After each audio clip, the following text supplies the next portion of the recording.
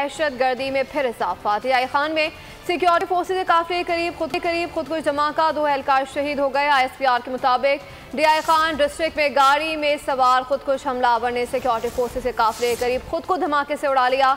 खुदकुश हमले में 38 साल नायब सूबेदार यासिर शकील और 34 साल सिपाही ताहिर नूर शहीद हो गए। यासिर शकील और ताहिर नवीद का ताल्लुक कोहाट से है। ISPR के मुताबिक पाकिस्तान की सिक्योरिटी फोर्सेस दहशत गर्दी के खात्मे के लिए पुरअज़्म हैं। हमारे बहादुर जवानों की कुर्बानियाँ इस अज़्म को मज़ीद मजबूत कर रही हैं।